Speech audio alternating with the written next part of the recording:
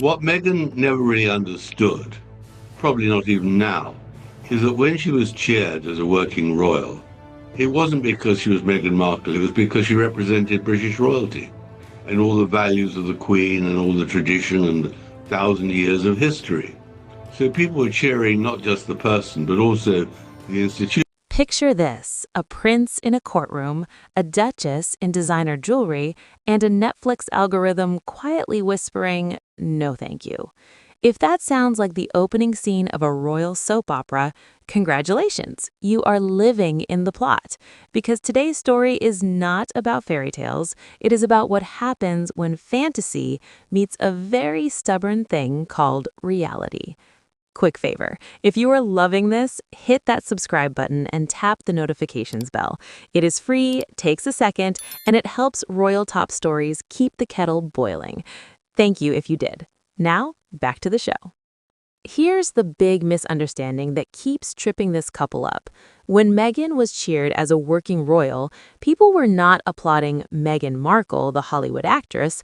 They were applauding the crown, the late Queen's legacy, and 1,000 years of British tradition wrapped in a neat little wave.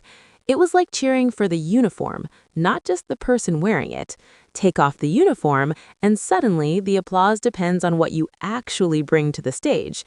And lately, the stage has been messy. Let us switch scenes to London, where Prince Harry recently found himself in a courtroom, not in a carriage. This was meant to be a serious legal moment, a fight over press behavior and security. Instead, it turned into a masterclass in how not to behave in front of a judge. Reports say Harry argued back, contradicted himself, and even had to be reminded to stop debating and start answering. Imagine rocking up to court and treating it like a family argument at Christmas lunch. Awkward does not even cover it. Then came the emotional turn. Harry spoke about his wife's suffering, his voice breaking, blaming the press for making her life miserable. Dramatic? Yes. Relevant to the case? Not really. The lawsuit focused on events from years before Meghan even arrived in the picture. It was like bringing up a burnt sausage when the judge asked about the price of bread. Emotional, but off topic. Now, while Harry was having his courtroom theater moment, Meghan was having her own drama, just without the judge. Netflix quietly pulled the plug on her lifestyle and cooking show. This was meant to be her big comeback, her Martha Stewart moment, her watch me whisk my way into your hearts era. Instead, the show sank like a stone in a teacup. Transition with me for a second. Think of Netflix as a very polite guest at a dinner party. If the food is good, they stay. If it's bland, they smile, thank you, and leave early. According to critics and royal biographer Tom Bower, Netflix left early. The show did not pull big numbers. It did not spark buzz. It did not turn Meghan into a lifestyle queen. It mostly turned pretzels into different bags and viewers into remote control escape artists. Here's the sharper point. Bauer claims the problem wasn't just ratings, it was authenticity. Successful lifestyle stars feel real. You believe they actually live that life. But Meghan's version looks staged, rehearsed, and polished to the point of plastic. Audiences today can smell fake from across the Pacific, and once they do, they scroll. Another twist in the tale: while Meghan was presenting herself as warm and family-focused on screen, her real-life relationship with her own father remained frozen. That contrast did not help the image. It's hard to sell home and love when your own home story looks unresolved. Public perception works like a mirror. If the reflection doesn't match the message, people notice. Now let's zoom out. This is not just about a cooking show or court case. It's about the Sussex brand. For years, Harry and Meghan have built their public identity around being victims of the system. The press was cruel, the palace was cold, the institution was suffocating. That story worked at first. It had emotion, drama, and Oprah-level lighting. But here's the danger of living as a victim for too long. Eventually, people ask what you were building, not just what you escaped. And that question is getting louder. Transition again, because this part matters. Remember when Harry wanted to be half in and half out of royal life? Royal perks without royal rules? The palace said no, you're either in or out.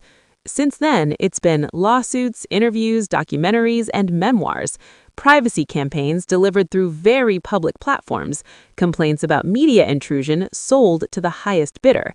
It's a bit like saying you hate rain while dancing in a storm. Public reaction has shifted. At first, it was sympathy, then curiosity. Now it's something far more dangerous: indifference. When people stop arguing and start shrugging, the spotlight dims. The Netflix cancellation feels like a symbol of that change. It says, this story is no longer pulling crowds. Financial pressure adds another layer. Big deals mean big lifestyles. Mansions, security, staff, and legal battles are not cheap. When projects fail, stress rises. That might explain the return to heavy PR firms and celebrity name-dropping. It feels like throwing glitter at a sinking ship and hoping it floats. And what about Harry himself? His court behavior didn't scream confidence. It looks like frustration, maybe even homesickness. Some commentators believe he misses Britain more than he admits. Court cases give him an excuse to return, to walk familiar streets, to feel connected to the world he left behind. Ironically, the man who fled the institution keeps circling it like a boomerang. The real tragedy in all this is reputational.